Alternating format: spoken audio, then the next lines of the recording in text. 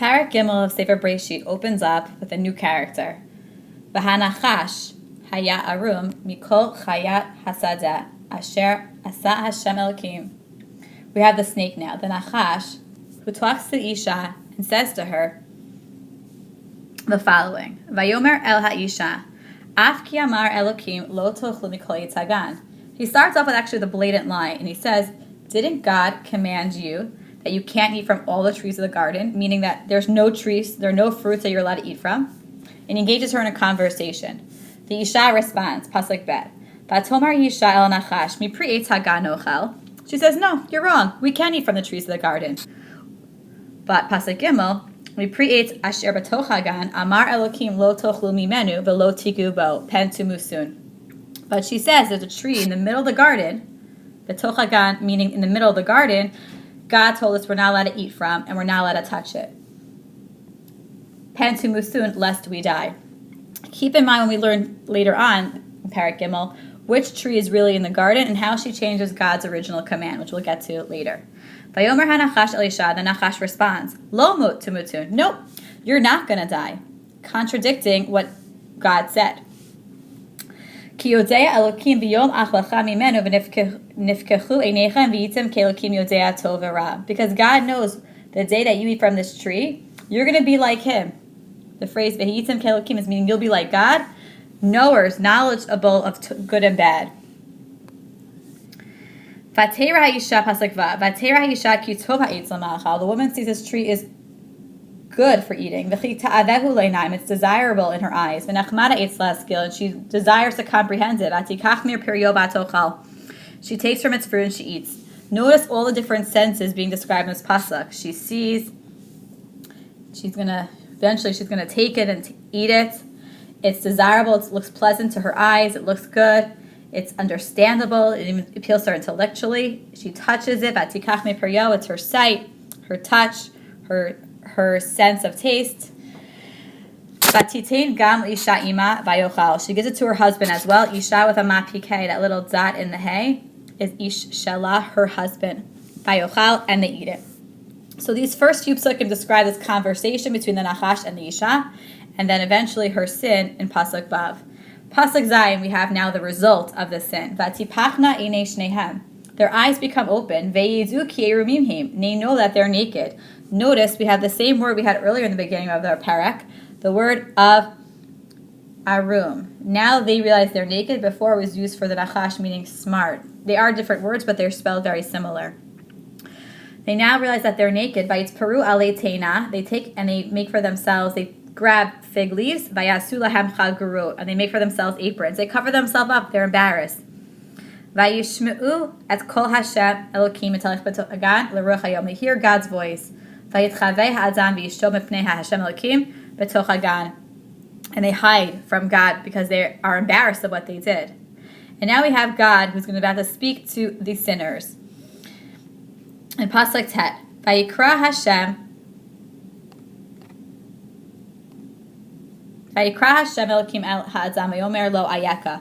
God says to Adam, where are you? Vayomer et kolcha shamati began v'yira ki erum anochi v'achavei. And Adam says, I heard your voice, but I hid because I'm embarrassed because, again, the word of erum, I realized that I was naked. Vayomer, Hashem responds, Vayomer, who told you that you were naked? Did you eat from the tree which I told you you're not allowed to eat from? So what does Adam respond?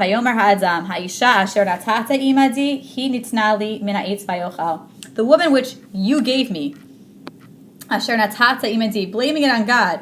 Your fault. You gave me this woman, and he's putting the blame on God who gave him Isha. As we saw in the last parak bet, Adam wanted Isha as well, and it wasn't just a gift that he didn't want. But here Adam is being ungrateful and putting it back on God. It's your fault. Vayomer Hashem Elokim la Isha. Ma zot asita. So now God turns to Isha and says, what did you do? And what did she do? Similarly as Adam, Batomar Isha Hanachash Hishiani Va'ochel. She blames the snake. The snake tempted me and I ate.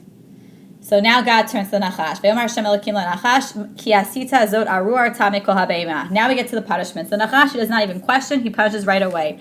And arur means to curse. You are cursed from all the animals. What are the Nachash's punishments?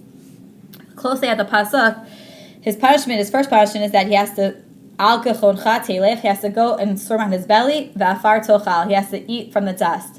And the next pasuk, ve'iva yishit beincha uvein ha'isha. I'm going to put a hatred between you and the woman, and between her children, between your children and her children. Basically, that man's going to try to hit you over the head, and you're going to try to constantly bite man by the heel. So the two punishments seem to be eating food from the floor and making women especially hate the snakes. What's the punishment for Isha in pasuk Ted Zayin? Elisha Amar Harba Arba Etzvonech Beheronech Be'etzev Tildi Banim. She's going to have a difficulty with pregnancy and a difficulty raising children. Ve'elishech Tishu Kasech V'huyim Sholba. And she's going to cleave to her husband, but be somewhat subservient to her husband in their relationship. So she as well gets two punishments. Pasuk Yud Zayin. V'ladam Amar Kisha Mantel Kol Yishtacha. Since you listen to your wife, V'atochal Min Ha'etz Asher Tzivisecha. Since you listen to your wife and you ate this from this fruit, Arura Ha'adama Ba'varech. It's lashon for the Nachash. The land will be cursed because of you.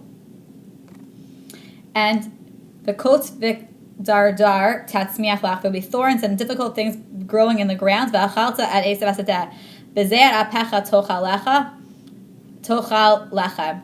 From the sweat of your brow, you're going to eat bread. Meaning, you're going to be a farmer, but now it's going to be much more difficult. The land becomes cursed and becomes difficult for Adam to become a successful farmer. It becomes much more difficult. And last, kimimenu lakachta ki afarata v'afarta shuv. You will now become mortal. You are dust, and you will return to dust. Seems to be a little bit misplaced. Pasuk Chaf, man calls his wife Chava because she's the mother of all living things. And then last, God makes for Adam and Chava ketonet, or clothing, and he dresses them.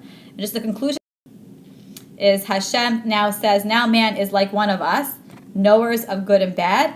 V'ata pen yishlach yado gam v'lakach gam me'etz hachayim. God does not want man to now eat from the tree of life, v'chai l'olam, and live forever. So therefore, God kicks man out of Gan Eden. Notice, these psukim are not really described in terms of the punishment of man, woman, or the Nachash. This is now a consequence. We can't let them eat from the Eitz HaChaim because they're the new state, and therefore God kicks them out of Gan Eden. And we're told the last pasuk, Vayigaresh et Adam, God sends out man, and he instead places these kruvim, these angels with swords, guarding the Eitz HaChaim. Man cannot go back to the Eitz HaChaim. Man cannot go back to Gan Eden.